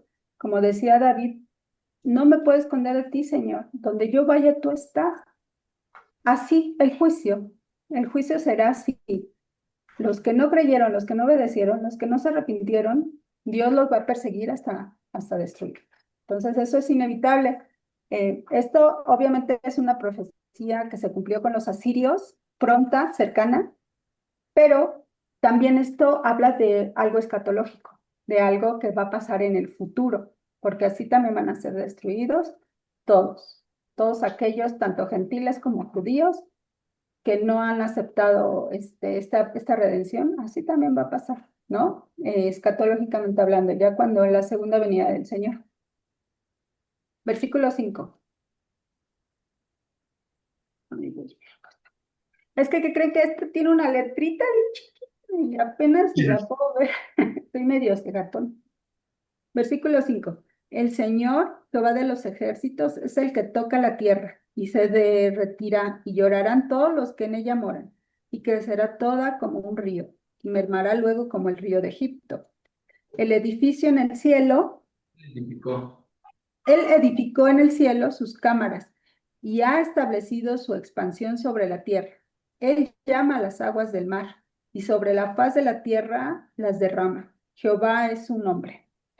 Bueno, pues aquí vemos el poder y la majestad de Dios, recordando que el Señor es el Todopoderoso. Aquí también estamos viendo un atributo del Señor, el Todopoderoso, el Omnipresente, el Omnisciente, el Soberano. Estamos viendo cómo es que Amós les está diciendo, este Dios es el que los sacó de Egipto, este Dios es el que los ha liberado, les ha dado de comer, les ha dado agua de la roca, les ha dado el maná, y ustedes un comentarista dice, como que han disminuido el poder de Dios a tal grado que piensan que lo que ellos hacen, los pecados que ellos hacen, Dios no los va a castigar, ¿no? Pero vemos que Dios nos tiene mucha paciencia, realmente es una paciencia, misericordia de Dios, su gracia que nos ha salvado de lo que merecemos. Nosotros merecemos pues lo peor. ¿Por qué? Porque precisamente aquí Dios les está diciendo, ustedes no me han visto, no, han disminuido mi poder, pero yo ahorita les voy a enseñar que yo soy el creador de todas las cosas, el que hace y deshace, ¿no? Entonces, ustedes no me van a mí a tomar el pelo. Yo soy muy paciente, muy misericordioso, pero ha llegado el momento en que esto va a acabar. Y por su propio bien, porque aquellos que se van a arrepentir, el remanente, ellos se van a salvar. Ellos iban a entrar a la tierra prometida. Ellos se salvaron de este juicio. Pero los que no, este juicio se va a cumplir. Aquí vemos que el Todopoderoso, el que toca la tierra y la derrite, hace que suba un río y descienda como el Nilo, edifica sus cámaras en el cielo y cimienta su bóveda sobre la tierra, llama las aguas del mar y las derrama sobre la faz de la tierra. Este recordatorio de inmenso poder del Creador sirve para enfatizar que nada ni nadie puede oponerse a su juicio o frustrar sus planes. Si alguien no quiere obedecer la palabra de Dios, con él o sin él, Dios va a cumplir sus propósitos. Entonces, ¿de qué lado quieres estar? ¿Quieres estar del lado donde tú le sirves a Dios o quieres estar del lado donde te rebelas? No hay otra. O sea, aquí no hay de dos sopas. O estás con Dios o estás contra Dios. No hay de otra situación. Entonces, por eso este libro de Amós, aunque ya tiene mucho tiempo que fue escrito, aún a nosotros tiene aplicación para nuestras vidas, porque nos está enseñando que Dios es el mismo ayer y hoy, es el mismo desde la eternidad hasta la eternidad, Él no cambia. Y sus propósitos van a ser conmigo o sin mí. Entonces, ¿de qué lado quiero estar? ¿No? Brendis, Sí. al día de hoy se ven muchas cosas, todo el poder de Dios actuando en la naturaleza. Hay desbordamiento de ríos, lluvias intensas, marejadas, tsunamis, y nos podemos a preguntar qué nos trata de decir el Señor. Esto prácticamente son mensajes precisamente para que uno ande o busque al Señor. Los que no son cristianos, los que no son todavía no han recibido a Cristo, pues ellos ni caso hacen. No, ellos no entienden porque por el desconocimiento de la palabra, aunque uno se los explique o que les diga que precisamente eso son advertencias para que el pueblo se arrepienta, ¿no? Pero por desgracia, no, tiene muy duro el corazón. Sí, Ah, desgraciadamente. lo que dice Armandito, estoy totalmente de acuerdo con lo que dice Armandito. Hoy en día también, recuerden, ahí Amós está mencionando que Dios les había mandado hambrunas, les mandó mortandad, ya les había dado correctivos. ¿Para qué? Para que reflexionaran y se volvieran a Dios. Hoy en día, la Biblia dice que Dios controla todo. Un tsunami no sucede si Dios no lo decreta así. Un temblor, una inundación. Todo está, como vimos aquí en Amós, habrá un daño en la ciudad que Dios no lo haya causado. O sea, todo está bajo control. Y todo esto sirve para que hacer reflexionar al hombre sobre su pecado, para hacer reflexionar al hombre sobre Dios, de buscar a Dios, ¿sí? Porque la vida se puede acabar en cualquier momento, pero como dice hermanito, son de dura servicio, tercos y, bueno, habrá tal vez quienes sí respondan a esto que está haciendo Dios, pero otros tristemente son necios. Sí. Pero bueno, continuemos. Y no solamente el pueblo de Israel, sino todos. Venga para todos. Exacto. Este versículo, Mira, ahorita, dame un segundo, Brendy, sí, no, Javi. no darte más tiempo, mira. Recuerden que Oseas también estaba predicándole y profetizándole al mismo pueblo, a Israel. Y una de las cosas que dice Oseas ¿dónde está? En Oseas 7, versículo 2, dice, Oseas está diciendo, no Amos, Oseas, dice, y no consideran en su corazón que tengo en memoria toda su maldad. O sea, ellos pensaban que podían llevar una vida de pecado, ¿sí? Y que Dios ni se daba cuenta. Pues están prósperos, están bien, políticamente bien, económicamente bien. Pues Dios ni se ha dado cuenta de mis pecados, o si se ha dado cuenta, pues parece que no le preocupa, ¿no? Y dice, dice, no consideren en su corazón que yo me doy cuenta de todo, de todo. Y eso es lo que mucha gente piensa, de que Dios no se da cuenta, pero Dios se da cuenta de todo. Ya, Brett, continúa, no quiero que nos gane el tiempo. No, ya que te acabamos, ahí vamos en tiempo. Ahí vamos bien. Versículo 7. Ya me perdí. Hijos de Israel, ¿no me sois vosotros como hijos de etíopes, dice Jehová? ¿No hice yo subir a Israel de la tierra de Egipto y a los filisteos de Caftor y de Kir, a los arameos? He aquí, los ojos de Jehová, el Señor, están contra el reino pecador.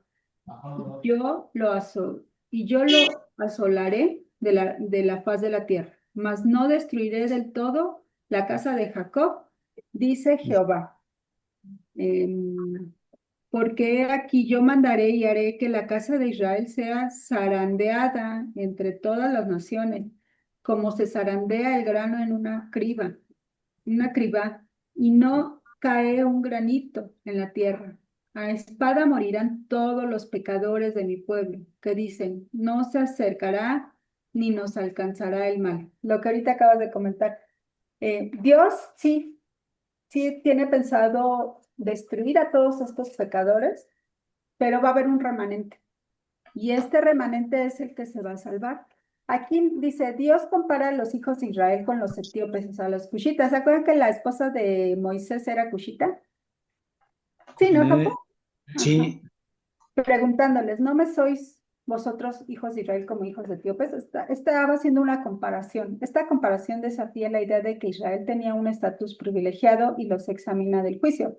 Lo que dice, o sea, lo que ahorita nos comentó Juan Carlos de que a Dios no se le va a olvidar, o sea, Dios no pasará por alto nuestros pecados, ¿no? O sea, no nos confiemos en que, ay, no se dio cuenta, porque recuerden que Dios es omnipresente, omnisciente, omnipotente, todo lo sabe, todo lo oye, está en todos lados y es soberano. Entonces, Dios no puede ser burlado.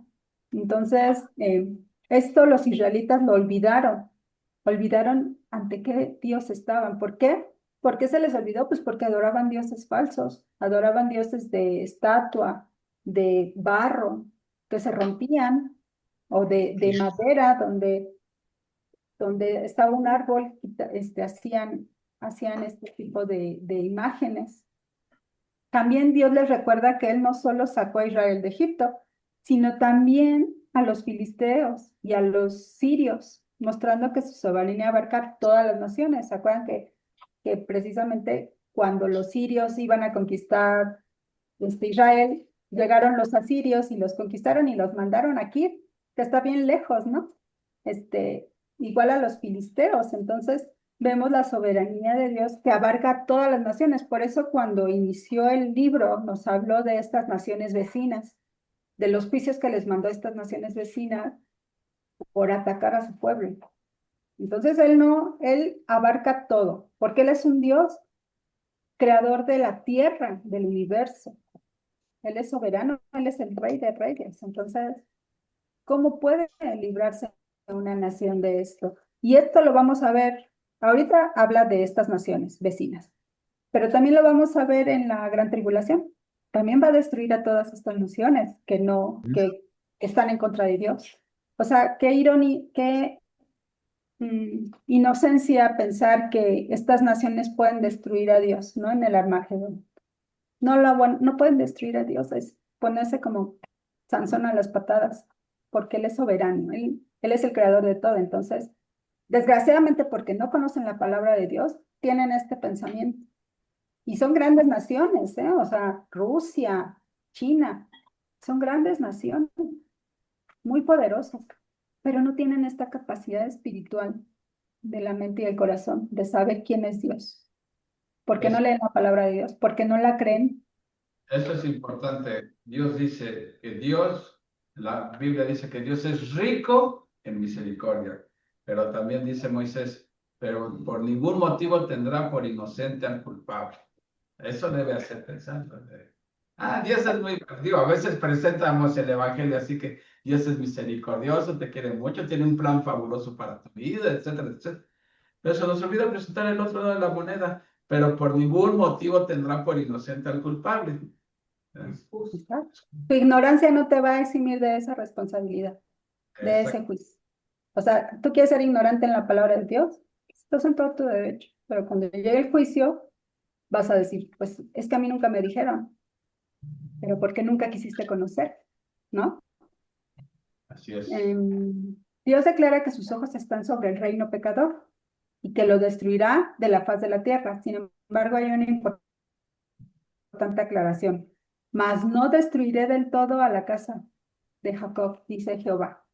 Y este se refiere al remanente. Dios hará que la casa de Israel sea zarandeada. O sea, qué duro es que Dios diga que la casa de Israel será zarandeada entre todas las naciones. Y sí es cierto, ¿no? Lo hemos visto a lo largo de la historia, cómo han sido zarandeados. Y en la actualidad, igual, en la actualidad, las naciones vecinas de Israel, siendo un país tan pequeño como las naciones grandes que están alrededor de él y todavía más allá, los atacan, les mandan todos los días misiles, todos los días los están atacando. Entonces, vemos que hasta la fecha están siendo zarandeados. ¿Por qué? Porque es un pueblo que aún no se ha entregado totalmente a la palabra del Señor, a lo que Él dice. Ellos no creen en Jesucristo. Ellos piensan que el Mesías todavía no viene. Ellos pensaban que el Mesías tenía que venir con una espada desenvainada, en caballo, pero Jesús les dijo, no, mi espada es la palabra. Entonces, vemos que hasta la fecha, pues sigue este juicio para Israel.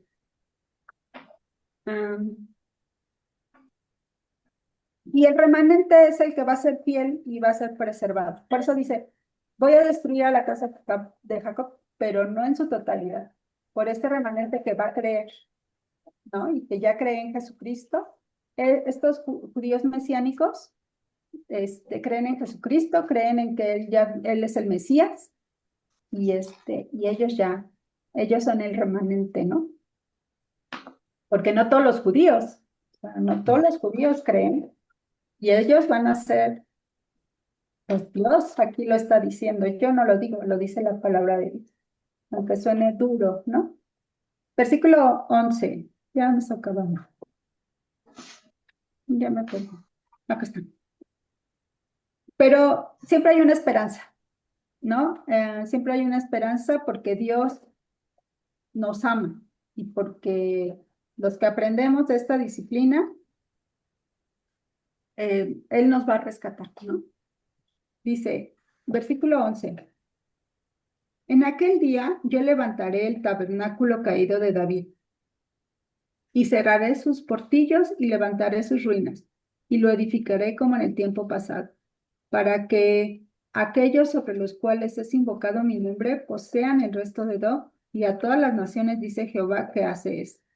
He aquí, vienen días, dice Jehová, en que el que hará alcanzará al segador. El que hará alcanzará al segador, y el pisador de las uvas al que lleva la simiente. Y los montes destilarán mosto, y todos los collados se derretirán. Y traeré del cautiverio a mi pueblo Israel, y edificarán ellos las ciudades asoladas, y las habitarán, plantarán viñas y beberán el vino de ellas, y harán huertos y comerán el fruto de ellos, pues los plantaré sobre su tierra y nunca más serán arrancados de su tierra, que yo les di, ha dicho Jehová, Dios tuyo. Bueno, pues aquí vemos una restauración futura. Y aquí nos está hablando del reino mesiánico, precisamente de la segunda venida de Cristo, cuando Él ya esté gobernando por un periodo de 1000 años. Y este es un mensaje de esperanza, ¿no? Un mensaje de esperanza con las personas que han decidido arrepentirse, han decidido seguir a Dios, han decidido obedecerlo, han decidido aceptar el plan de redención de Dios que es a través de Jesucristo.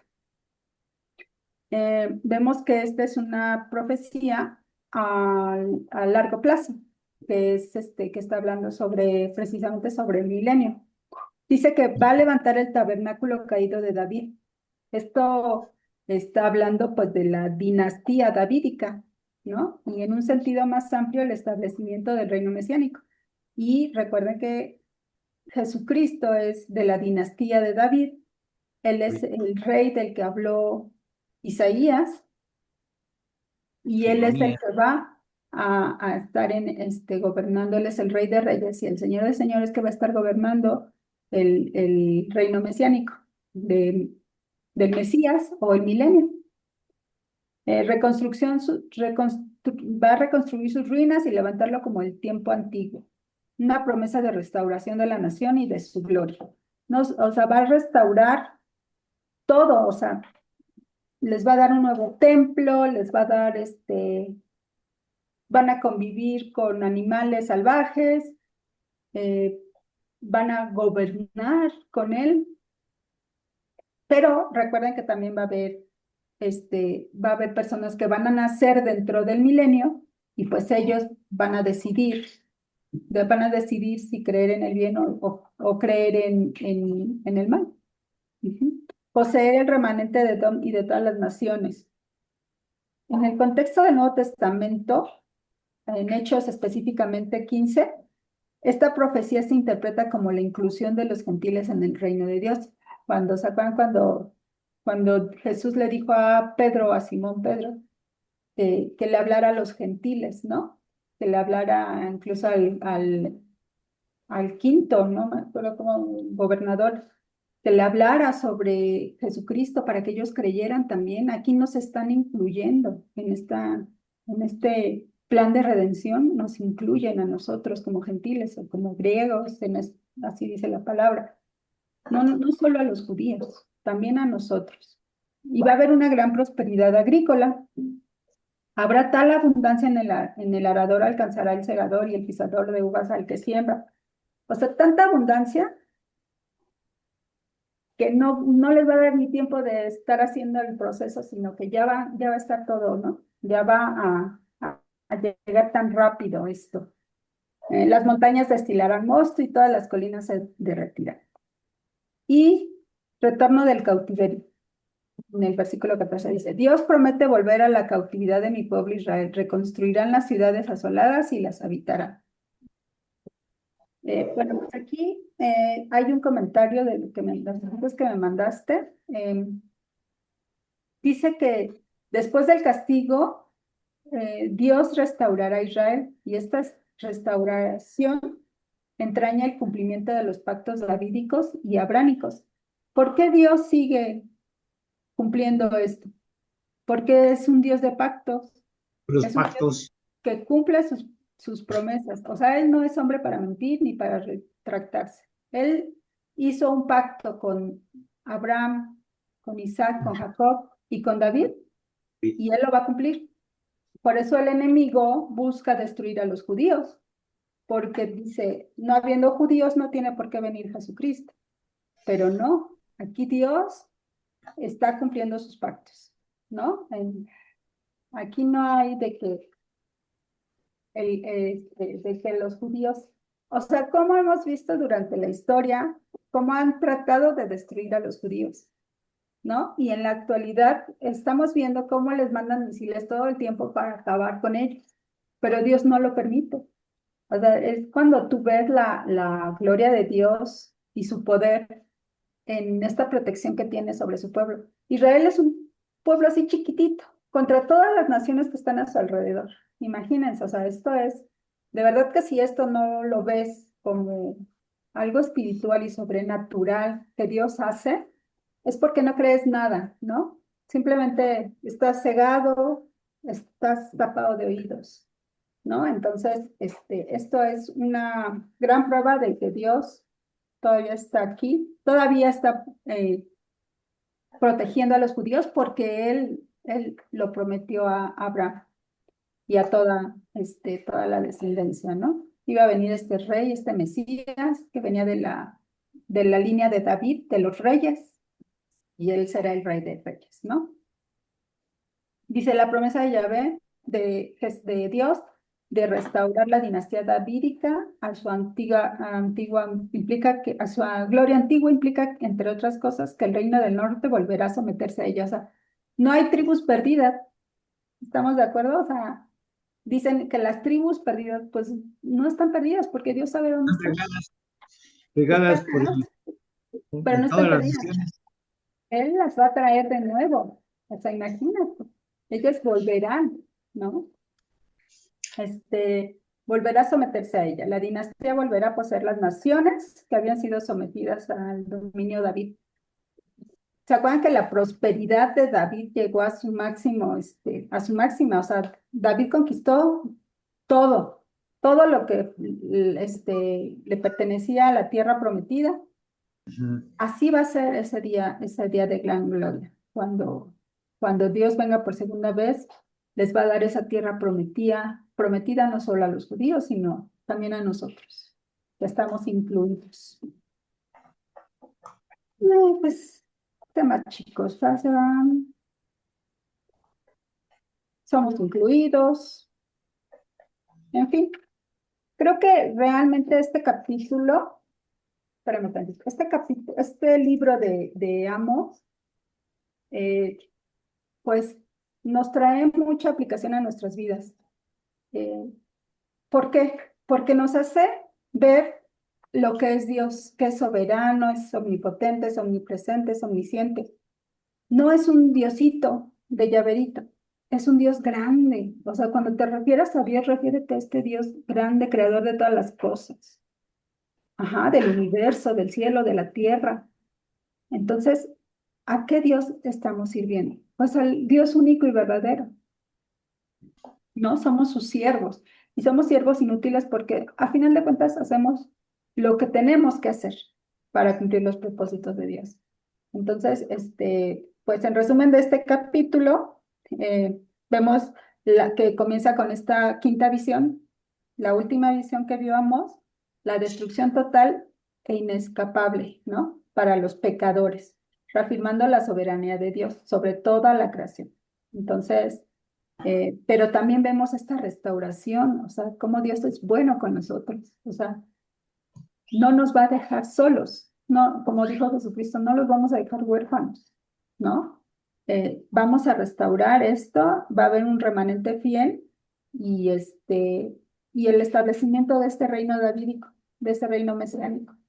Entonces, esta esperanza es para todos, para judíos y para gentiles. Y yo creo que eso nos sirve a todos, es una aplicación para nuestras vidas y tomémoslas en serio. Tomemos en serio estos libros que son, no por ser profetas menores, no tienen tanto significado como los mayores, al contrario, son como una pequeña bomba, ¿no? Decía un escritor. Entonces, bueno, pues por mi parte sería todo. Acá el maestro, si tiene algo más que agregar. Pues, ¿qué piensas tú, Brandis, y qué piensan todos acerca de que dicen que ahora nosotros somos el nuevo Israel, que ahora la iglesia ha sustituido a Israel? Es, No, no, la doctrina de la sustitución no es verdad. Es una mentira que el enemigo ha creado para que nosotros odiemos a los israelitas y pues tengamos este antisemitismo que se ha venido creando desde siempre y no realmente el pueblo de Dios es siempre va a ser su pueblo. Nosotros somos injertados nada más en la vida. lo último que dice el profeta aquí, del 11 al 15, eso es un golpe contundente, pienso yo, contra esa idea de que no hay futuro para Israel, porque todos los profetas terminan con una puerta de esperanza de restauración. Fíjense aquí, dice en el 11, todos los verbos están en futuro y quién es el sujeto de las oraciones es Dios, porque dice, en aquel día está hablando de Dios, levantaré, ¿sí? Cerraré, levantaré sus ruinas, edificaré como en el tiempo pasado. Versículo 14, y traeré del cautiverio a mi pueblo Israel. Traeré, ¿quién? Dios. 15, pues los plantaré sobre su tierra y nunca más serán arrancados de su tierra. Esto no indica que hay un futuro para Israel. Y no solamente los profetas, Pablo lo dice también en Romanos, ¿sí? Cuando llegue la plenitud de los gentiles, entonces Dios volverá a tratar con Israel, ¿sí? Hemos visto que ese es uno de los propósitos de la tribulación. Pablo dice en el Nuevo Testamento, no seas tropiezo ni para judíos, ni para gentiles, ni para la iglesia de Dios. Está hablando ahí de tres grupos, judíos, gentiles y la iglesia de Dios. Entonces yo no entiendo la verdad y con todo respeto digo porque hay muchos teólogos buenos que piensan que la iglesia ha sustituido a Israel. Pero ¿de dónde sale ese pensamiento? Miren, el padre del milenialismo fue Agustín de Hipona, un gran teólogo. El problema con Agustín, que vivió por el año 400 y tanto, ¿sí? Después de Cristo, No vio nada. en ese tiempo, ¿dónde estaba Israel en ese tiempo? En el año 400. Después del año 70 quedaron dispersos por todo el mundo. Se puede decir, desaparecieron de la faz de la tierra.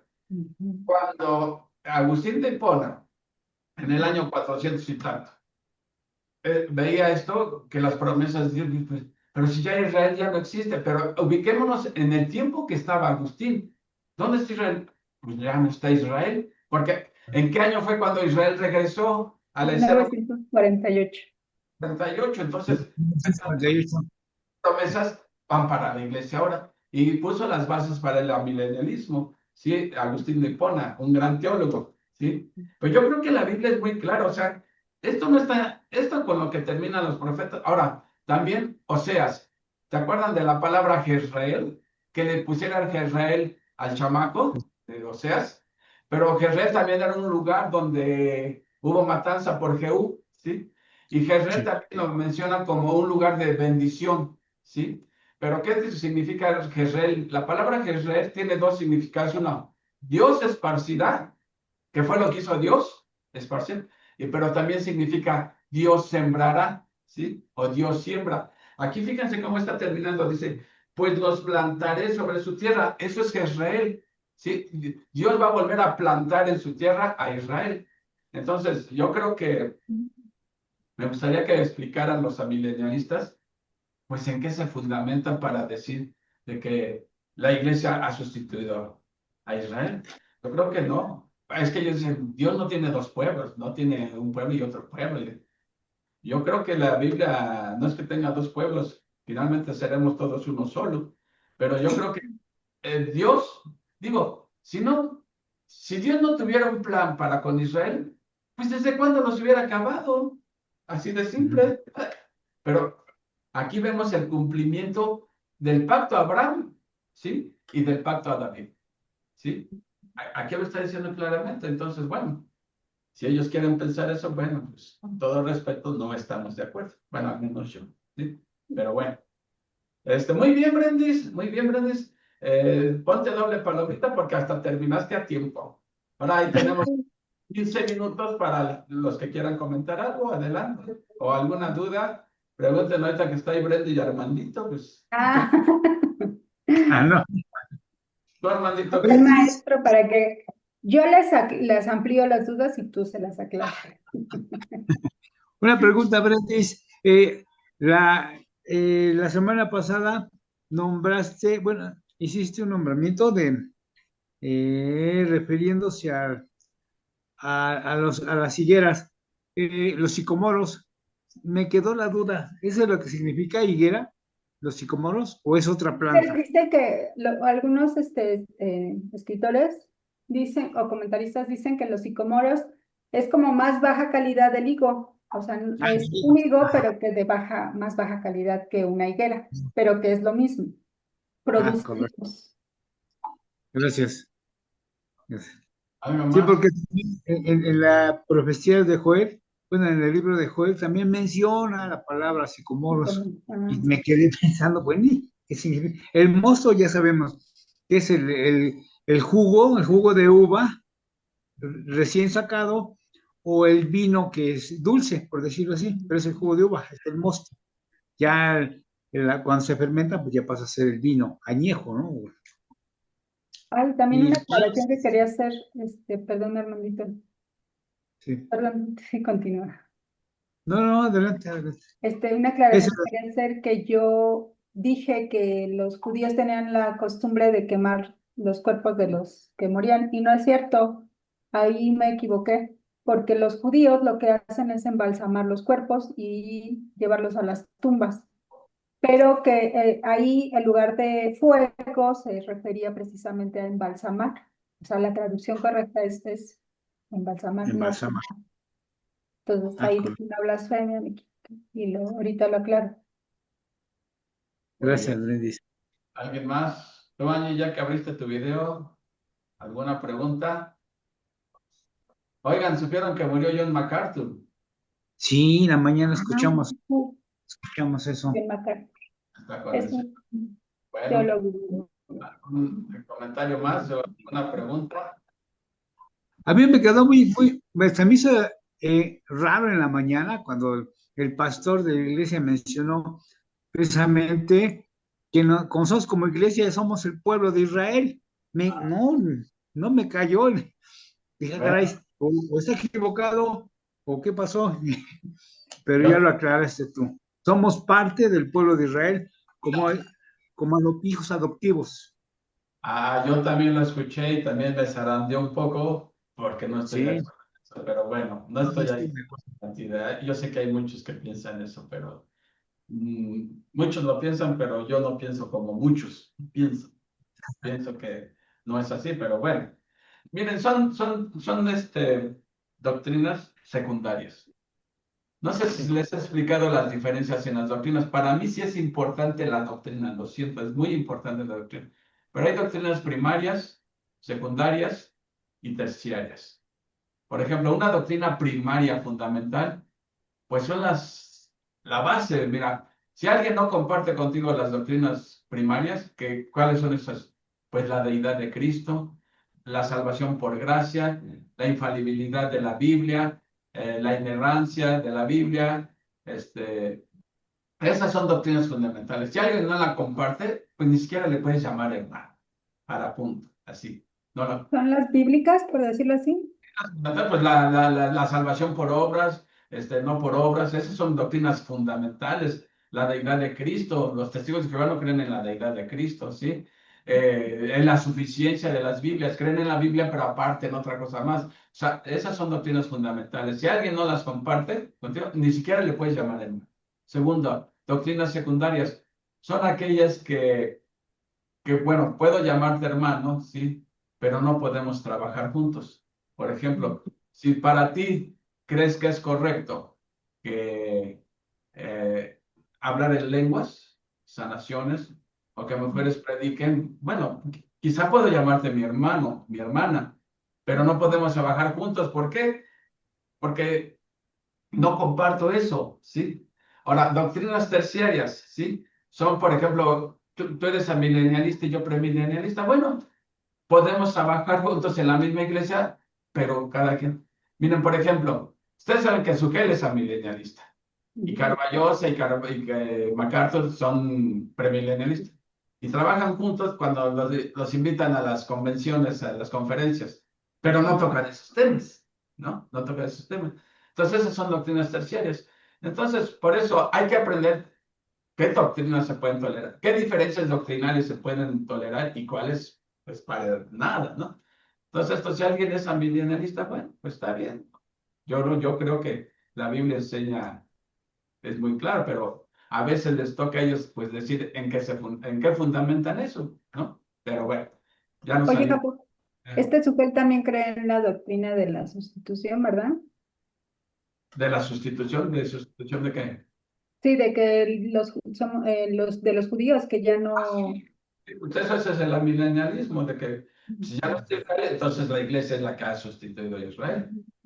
Y por eso piensan que el amilenialismo es algo metafórico, que no es literal el amilenialismo, Pero que la es Biblia es entero. milenialismo, porque es algo en sentido figurado. Pero cuando tú interpretas figuradamente, va a haber un montón de interpretaciones.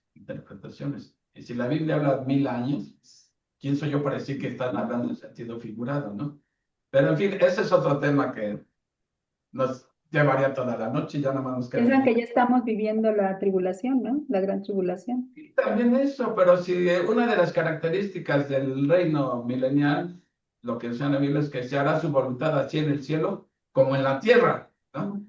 Y a poco ahorita se está haciendo la voluntad de Dios en el cielo y en la tierra. Ni aún en las iglesias cristianas se hace la voluntad de Dios. Pues hay pecado, como parece que somos como los judíos, ¿sí? Entonces dice, otra cosa, en la Biblia dice que en el milenio Satanás será atado, ¿sí? ¿Y a poco ahorita Satanás está atado? Uy, bueno, Es el fuera. príncipe de esta tierra. Exactamente. Bueno, pero ya nos salimos del tema y estamos con los profetas menores. Y si se dan cuenta, también, Oseas termina con una puerta de esperanza. Amós termina con una puerta de esperanza. El Entonces, común denominador. exactamente. Y entonces, ahora Armandito, para la próxima semana, en una sola sesión va a dar Joel. Joel Son significa, 3 capítulos. entonces, Son 3 puntos, son 3 capítulos. tres, ¿Cuántos son? tres Tres capítulos. Pues, Sí, sí, sí. está fácil, no, no está tan fácil porque es puro del día del Señor. Sí. Pero sí, Armandito, lo tienes que dar en una sesión sintetizando. Miren, uno de los retos de enseñar es ajustarse al tiempo. Entonces, yo no me ajusté, perdónenme. Tache, tache. a veces sacas 10, pero por entregar el trabajo después, te bajáramos un punto. Ah. Porque no, No, pues estuvo mejor porque así entendimos más el libro de Amós. Está Estuvo muy bien así, bueno, la muy división de... interesante. Sí, sí, sí, Me gustó mucho. sí. bueno, entonces, próxima semana vamos a ver Joel, que Fue. significa Papá es Ok. Dios. Y después Leti va a dar a guiarnos en el estudio de Abdías, que es un solo capítulo, pero no porque sea un solo capítulo piensen que vamos a acabar en 15 minutos, porque hay No, tanto qué bueno. que hablar de Abdías y lo vamos a relacionar con Edom, ¿verdad? Ok. Entonces, bueno, eso es lo próximo, que si Dios no dispone de otra cosa, es lo que vamos a ver de la siguiente semana, Joel, y después Abdías. ¿Algo Ok. más para Pues no sé despedir? si quisieran compartir qué se llevan de este libro, qué es lo que aprendieron o qué aplicación a sus vidas. ¿Qué quieres? Pregúntale, ¿qué te dejó este libro? Sí, quien quiera compartir. Yo quiero compartir. Yo noto aquí que finalmente siempre Dios nos invita y la rebeldía, ¿no? Desde el inicio. Y pues que también tenemos que estar preparados y no estar viviendo en la ignorancia, porque qué tan fácil es decir, yo no lo sabía. Entonces, este tiempo es tan preciado y bendecido porque nos abre la mente y el corazón para así conocer más de la mente de Dios. Y Él nos pide que seamos como Jesús, y tenemos un gran ejemplo y compromiso para esforzarnos. No es fácil. Y pues diariamente al ver nuestra eh, naturaleza, pues pedirle a Dios y comprometernos y ponernos a cuentas. Eh, y el conocimiento pues nos hace esforzarnos para poder estar bien con nuestro Padre. Se me hace muy, muy interesante. Y a pesar que han pasado miles y miles de años, como la idolatría, ¿no? Siempre aparece. Y como se ha tocado en los estudios, no nada más idolatría es una imagen, sino a veces por lo que está encima de lo que nosotros le damos peso, ¿no? Puede ser nuestro trabajo, el deporte, a veces hasta un ser querido. Y sabemos que Dios nos dijo que lo tenemos que amar con todas nuestras fuerzas y con todo nuestro corazón, y y pues no distraernos y, y pedirle a Dios sabiduría para seguir y darnos este tiempo que es de bendición. Bueno, creo que eso es todo. Gracias, Angie. Gracias, Angie. Pues sí, miren, siempre que estudiamos la Biblia, finalmente tenemos que preguntarnos, ¿qué tiene que ver esto conmigo? ¿Nada más es un conocimiento intelectual o realmente me está llegando a mí? Y miren, si se dan cuenta, estos libros se escribieron hace 3000 y tantos años. Armandito es el que es bueno para las cuentas y las fechas, pero miles de años. Pero los pecados siguen siendo los mismos y muchas veces nosotros mismos, ¿no? Y nos damos cuenta que Dios no se queda, lo estamos viendo ahí, que Dios no se cruza de brazos ante nuestro pecado. Dios advierte, te manda quizá advertencias como les mandaba hambre, sequías. Quizá Dios nos ha mandado algo como una advertencia. Mira, para como dijo el salmista, me estoy portando mal, no debo obrar así. Así. Eso es claro, es una llamada de atención. Y si persistimos, bueno, pues ya vimos que Dios también tiene un límite en su paciencia, ¿sí? Ahora, Dios siempre nos va a perdonar, siempre. Pero ¿qué se requiere para perdonar? Pues confesión. Confesarlo.